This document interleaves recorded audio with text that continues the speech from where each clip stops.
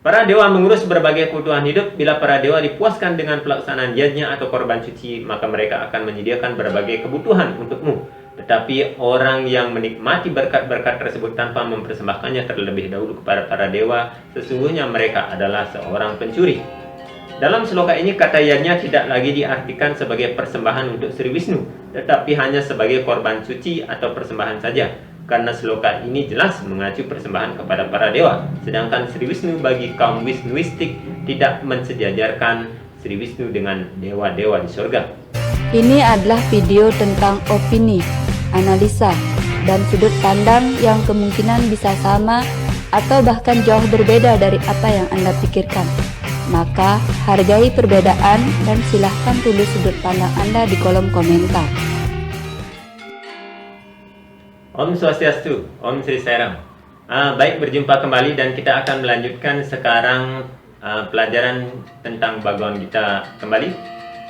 Di episode sebelumnya saya sudah mencoba untuk memberikan kejelasan tentang Bhagavad Gita, khususnya Bhagavad Gita as it is Srila Prabhupada yang menjadi kontroversi dalam polemik sampradaya ini. Yang di video yang pertama saya sudah mencoba untuk mengulas kenapa, apa sih yang menjadi kelebihan dari Bhagavad Gita as it is ini dibandingkan dengan kitab suci Bhagavad Gita yang ditulis atau diterjemahkan oleh editor yang lain.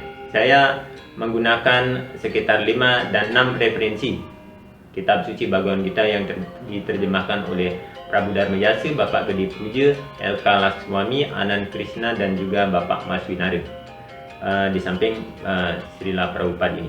Jadi nanti silakan para sahabat untuk membaca dulu sekilas atau mendengarkan video yang berisi ulasan tentang kelebihan dari Bhagavad Gita as it is ini dan juga kelebihan dari Bhagavad Gita versi yang lain tentunya. Kemudian di video selanjutnya saya juga sempat membuat perbedaan yang mencolok sekali antara jumlah sloka dari Bhagavad Gita ini. Manakah yang benar? Karena setelah saya bandingkan, ternyata kitab suci Bhagavad Gita versi Srila Prabhupada ini menjadi satu-satunya kitab suci yang memiliki jumlah sloka lebih. Satu ya, ini biasanya 700 sloka, tetapi dalam Bhagavad Gita as it is itu terdiri dari 701 sloka. Khususnya di bab 1 yang biasanya itu menjadi 46 sloka, tetapi di sini ada 47 sloka. Silakan juga nanti ditonton untuk awalnya. Kemudian di video selanjutnya saya sudah mencoba untuk melihat apa sih yang menjadi perbedaan mencolok kitab suci Bhagavad Gita versi Srila Prabhupada ini.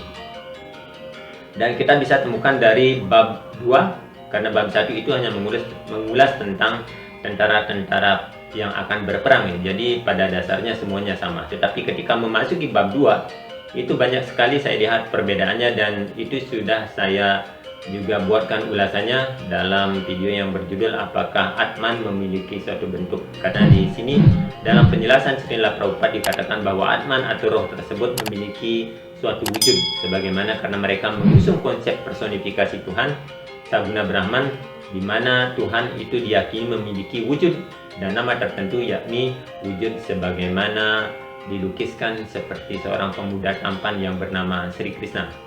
Krishna dipuja di sana oleh kelompok ini sebagai Tuhan Yang Maha Esa, personalitas Tuhan Yang Maha Esa. Jadi segala tafsiran, segala terjemahan dan juga penjelasan berkaitan dengan hal ini biasanya lebih mengacu kepada wujud Tuhan tersebut, wujud Tuhan dalam nama dan rupanya sebagai Sri Krishna. Sebagaimana kita bisa lihat flashback sedikit ya tentang bagaimana terjemahan sebenarnya dari semua bab ini. Saya lihat dari bab 2 sampai bab 18 itu semuanya menyerempet atau mengarahkan pembacanya agar meyakini bahwasanya Tuhan itu adalah Sri Krishna. Kita lihat di bab 2 sloka 65 translasinya ya. 3 jenis kesengsaraan kehidupan material tidak ada lagi pada orang yang puas seperti itu, dalam tanda kurung orang-orang yang sudah berada dalam kesadaran Krishna. Dengan kesadaran yang puas seperti itu, kecerdasan seseorang akan mantap dalam waktu yang singkat.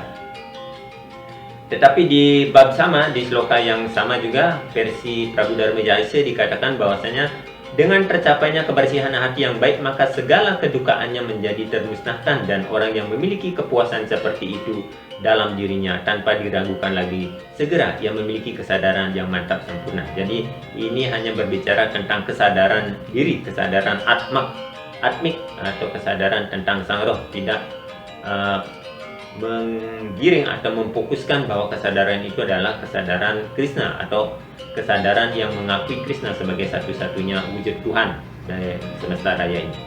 Selanjutnya dalam terjemahan Bapak Gede Puja, ini di sloka yang sama. Dan dalam jiwa yang tenang akan lenyap segala penderitaan, karena pikiran orang bijaksana yang tenang itu akan menjadi teguh dalam keseimbangan. Hampir sama dengan bab yang lain, kecuali penjelasan dari Srila Prabhupada. Kemudian terjemahan di bab 2 sloka 66.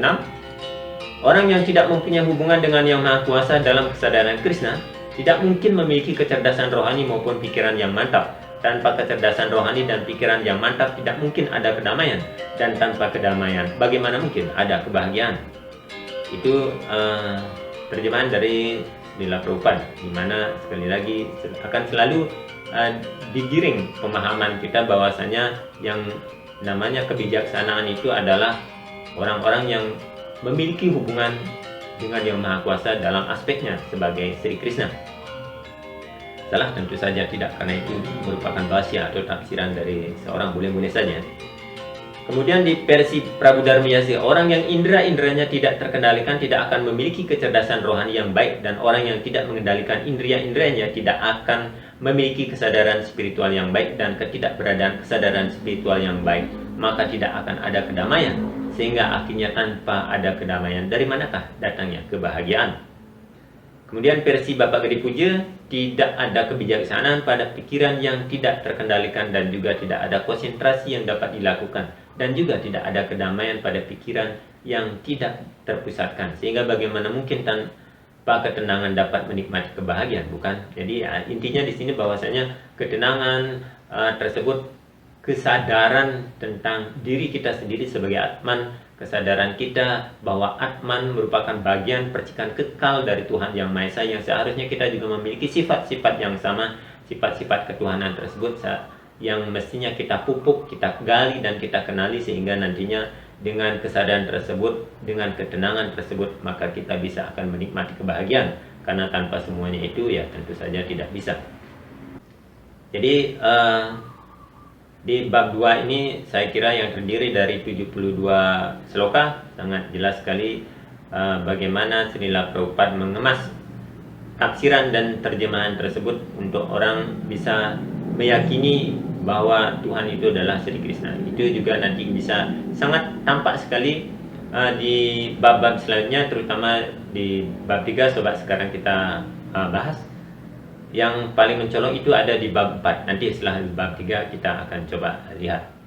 Sekali lagi ini adalah sebuah bandingan saja untuk kita bisa melihat kejelasan dari berbagai sudut, dari berbagai tulisan terjemahan dari orang-orang yang pernah menulis dan menerjemahkan kitab Bhagavad Gita ini. Jadi kita tidak hanya fokus pada satu versi saja, lalu menjadikan mind kita, menjadikan pikiran kita hanya terfokus dan membenarkan satu versi saja.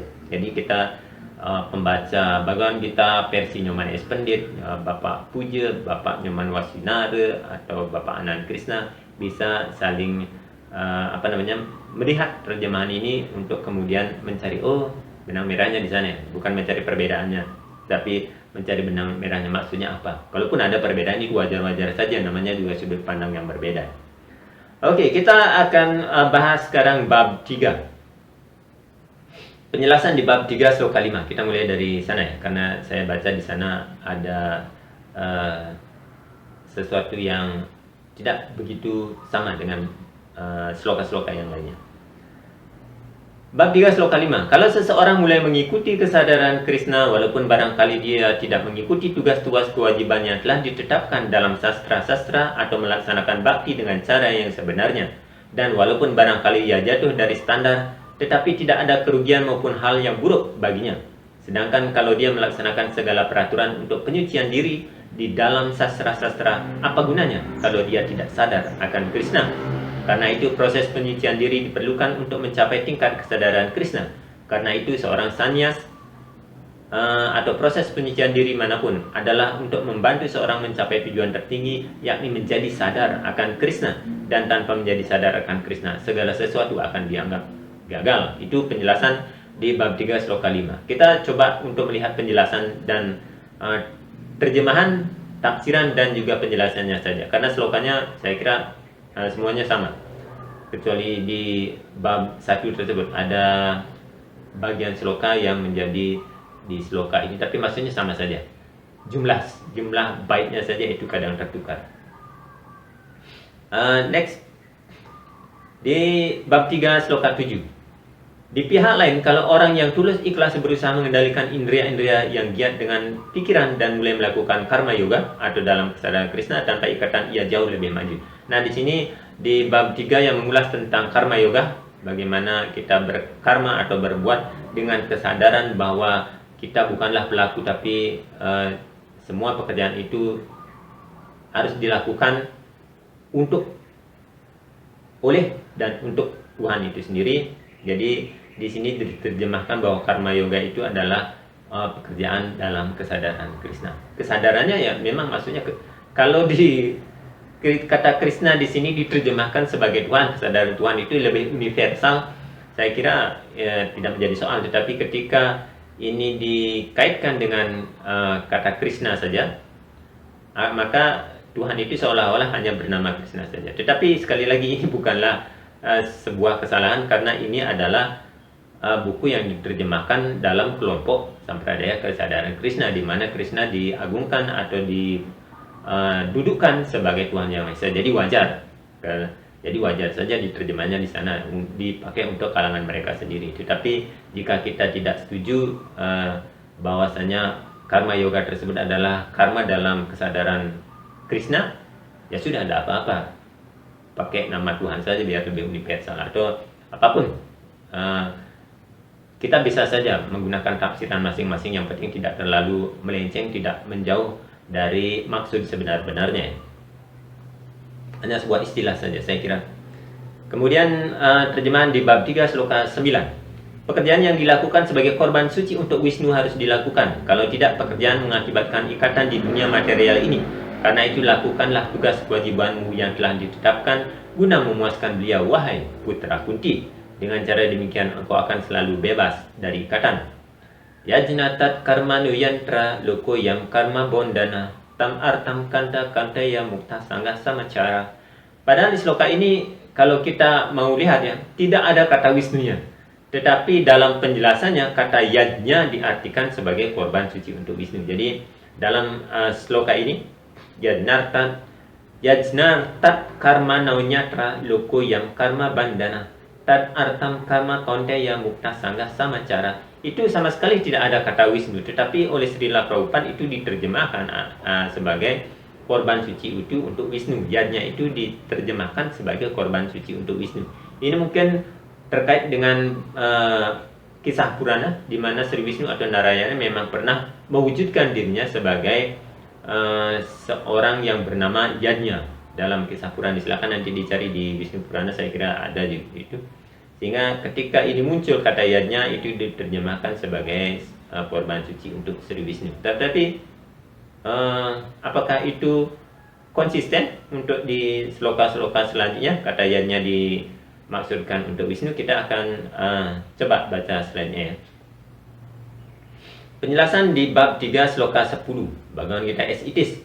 Pada awal ciptaan, penguasa semua makhluk mengirim generasi-generasi manusia dan dewa beserta korban-korban suci untuk Wisnu dan memberkati mereka dengan bersabda, berbahagialah engkau dengan yadnya atau korban suci ini, sebab pelaksananya akan menganugerahkan segala sesuatu yang dapat diinginkan untuk hidup secara bahagia dan mencapai pembebasan.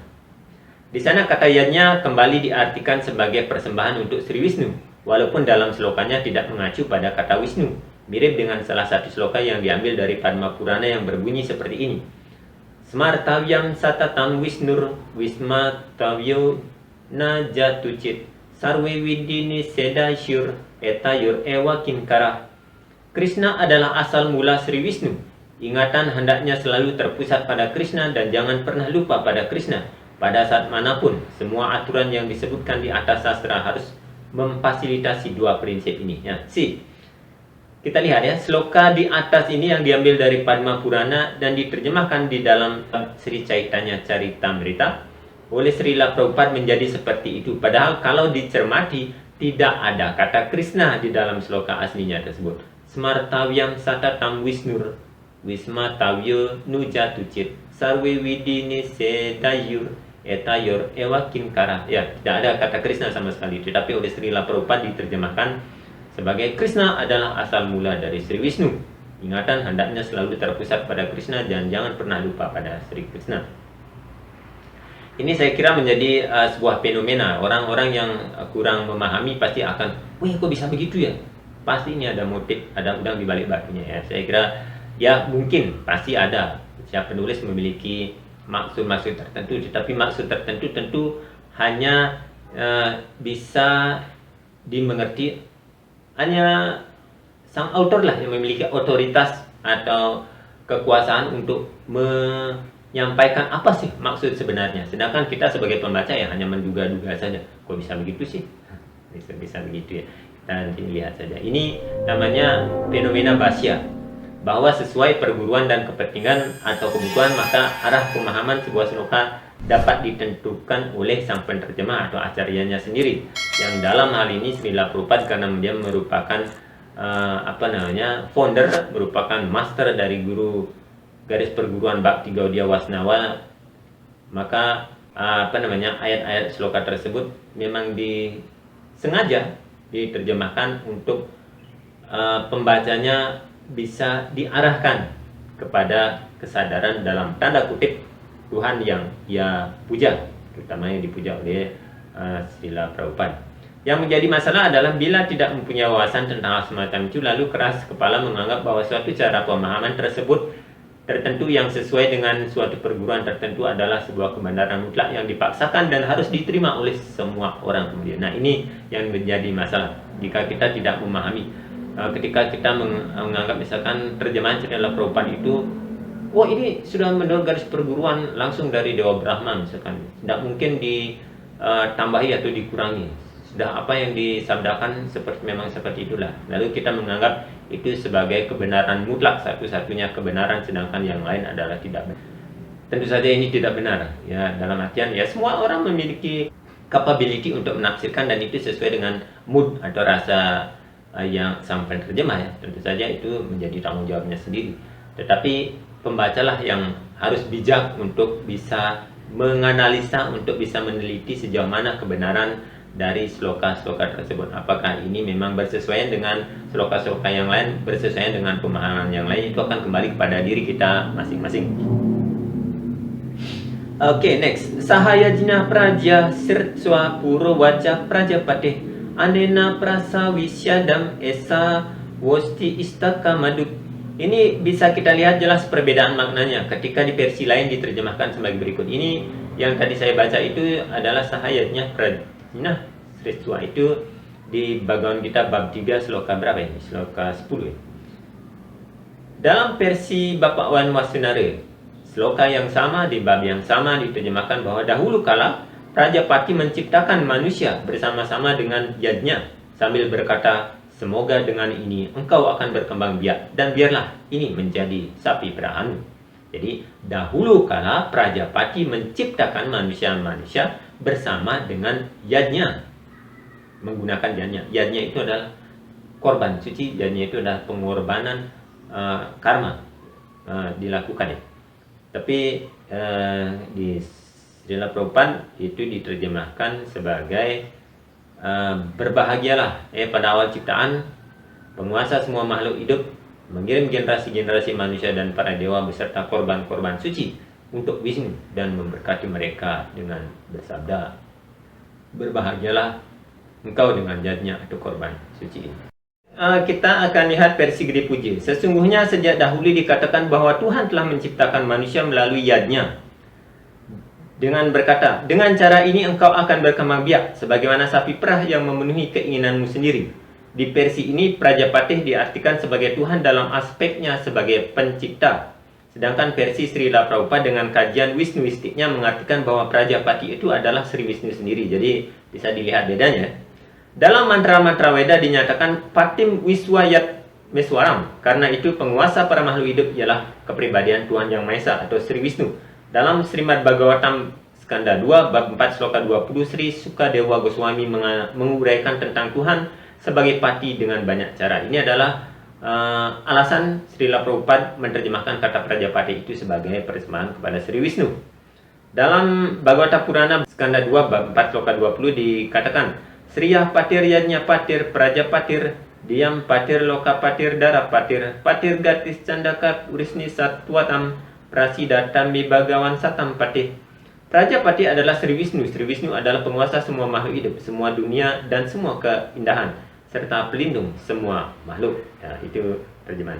Oke, next kita ke Bhagavad Gita bab 3 sloka 12. Para dewa mengurus berbagai kebutuhan hidup. Bila para dewa dipuaskan dengan pelaksanaan yajnya atau korban suci, maka mereka akan menyediakan berbagai kebutuhan untukmu.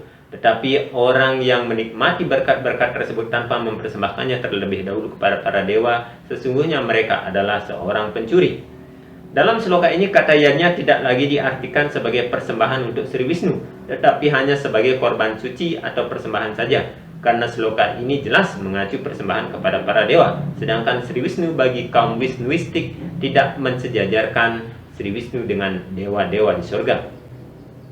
Jadi ada sedikit keanehan, sedikit kontroversi tapi sekali lagi ini adalah sudut pandang yang lain saja untuk kita belajar mencari kira-kira seperti apa. Ada sebuah pertanyaan, tentu nanti kita carikan jawabannya. Tidak asal menerima.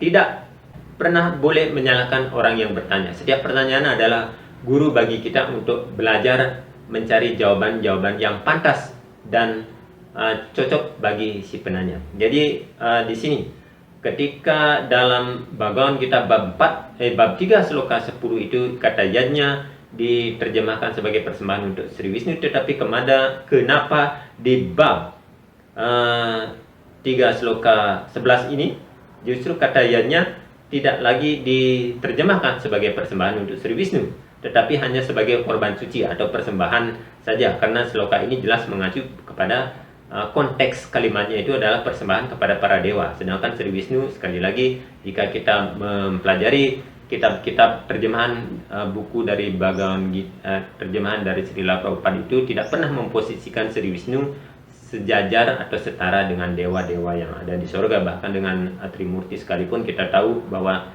Sri Wisnu ditempatkan lebih unggul. Oke, kita lihat di Bhagavad Gita bab 3 sloka 12. Semua badan yang bernyawa hidup dengan cara makan biji-bijian yang dihasilkan dari hujan. Hujan dihasilkan oleh pelaksanaan yajnya atau korban suci, dan yajnya dilahirkan dari tugas kewajiban yang sudah ditetapkan. Sedangkan dalam versi lain, versi Bapak Gede Puji dan juga Mas Winari, diterjemahkan sebagai berikut. Tidak persis sama kalimatnya, tetapi pada intinya sama, yakni semua makhluk hidup muncul dari makanan, dan makanan muncul dari air hujan. Hujan terjadi karena adanya pengorbanan atau yajnya, dan yajnya datangnya dari kegiatan kerja.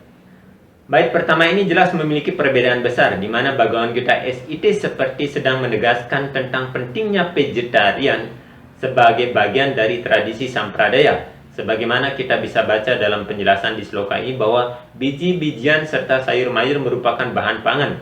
Manusia menerima berbagai jenis biji-bijian, sayur-sayuran, buah-buahan dan sebagainya menjadi makanan. Binatang memakan sisa biji-bijian dan sayur-sayuran, rumput, tumbuhan dan sebagainya.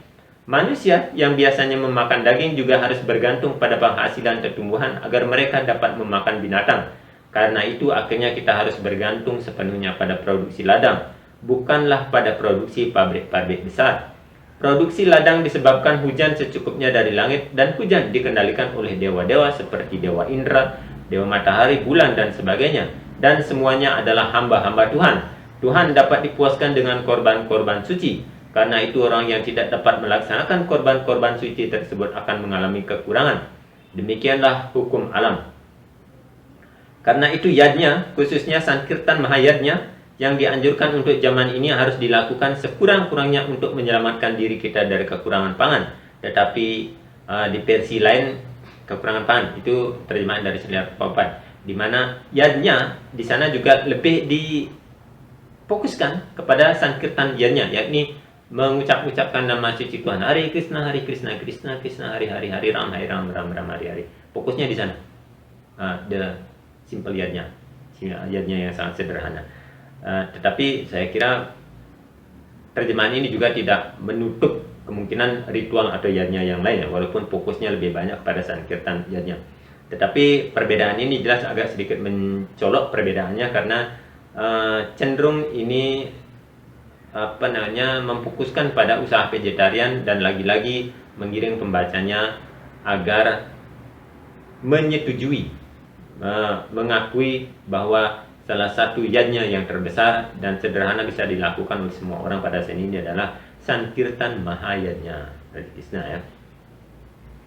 Bab 3 dari Bhagawan Gita ini secara meyakinkan memberi kepengarahan menuju kesadaran Krishna dengan cara mengenal sang diri sebagai hamba kepribadian Tuhan Yang Maha Esa yang kekal, tanpa menganggap kekosongan yang tidak bersifat pribadi sebagai tujuan yang paling tinggi.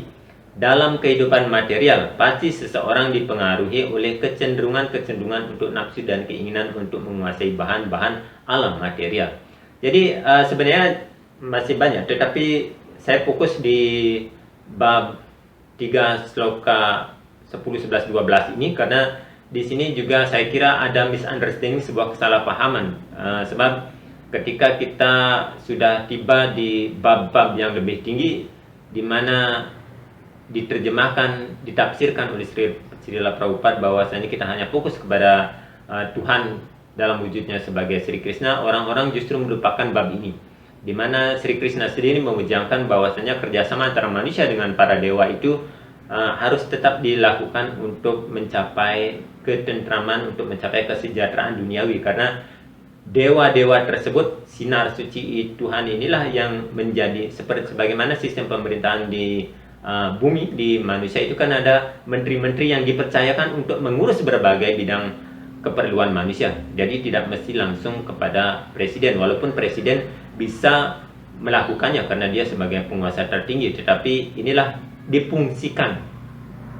Beliau sendiri, kekuasaannya sendiri ada di menteri-menteri tersebut. Kekuasaan Tuhan sendiri ada pada para dewa tersebut yang dipercayakan. Jadi seharusnya kita sebagai penyembah Tuhan, entah wujudnya sebagai Rama, Krishna atau siapapun, juga tetap menghormati para dewa, bukan menyepelekan para dewa, bukan menomorduakan para dewa, dan hanya fokus kepada Tuhan Yang Maha Esa, dan fokus kepada Tuhan Yang Maha Esa saja. Sebab jika ini dipaksakan, tentu saja, apalagi kita berada di negara atau tempat di mana keyakinan terhadap para dewa dan leluhur itu sangat kuat, ini akan menjadi sedikit kontradiksi, menjadi nantinya akan mengundang sebuah polemik. Jadi saya kira kita mesti bijaksana untuk melihat hal tersebut, bagaimana kedudukan para dewa yang juga sangat penting sekali bagi kehidupan kita, dan para dewa juga adalah bagian yang tidak terpisahkan dari Sri Krishna, dari Tuhan, entah wujud namanya Krishna atau siapa.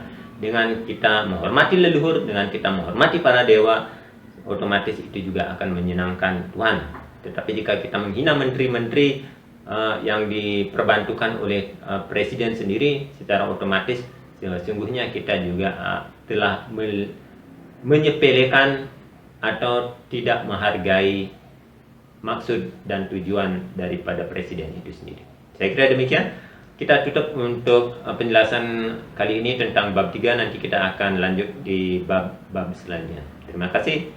Semoga bermanfaat dan mohon maaf jika ada kekeliruan dalam penyampaian. Saya tutup dengan Parama Santi. Om Santi Santi Santi Om.